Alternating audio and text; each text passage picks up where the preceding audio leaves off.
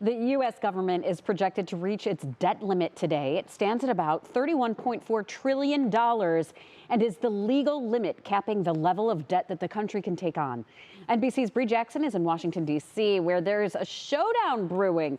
Bree, Congress needs to raise the debt limit, but neither side appears to be budging on this issue.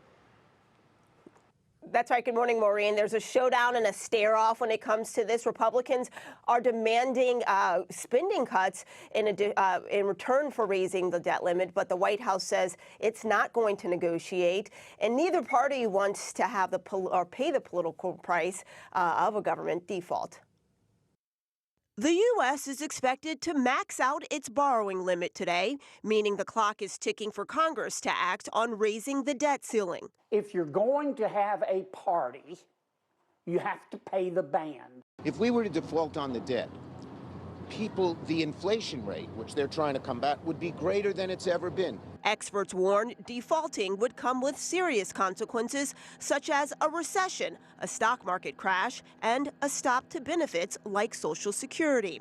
The White House is pushing to avoid that by raising the debt limit with no strings attached. It means that if we're even thinking about a default or playing these kinds of political games, using the debt ceiling as hostage for the kinds of so-called negotiations these folks are talking about, it is the pinnacle of irresponsible governance. House Republicans want to negotiate significant spending cuts. Set a budget, set a path to get us to a balanced budget, and let's start paying this debt off and make sure the future generation has as many opportunities as we do. Treasury Secretary Janet Yellen sent a letter to Speaker McCarthy saying her department would take extraordinary measures so the U.S. can keep up with its obligations.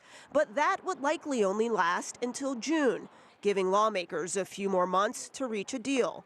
This is just a simple thing that Congress needs to do. They've done it over and over again. Congress has raised the debt limit 78 times since 1960.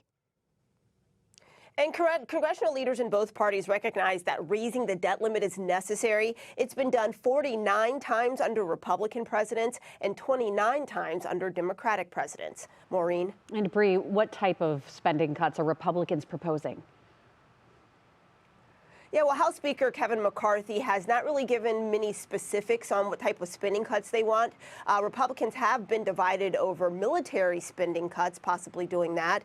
But they've also talked about possible cuts to social services, social programs, as well as funding for alternative fuels. But either way, Congress will have a couple more months to try to hash out a deal. All right. But it's the 11th hour here. We're going to be watching what happens today. Bree Jackson live for us in D.C. Thank you so much.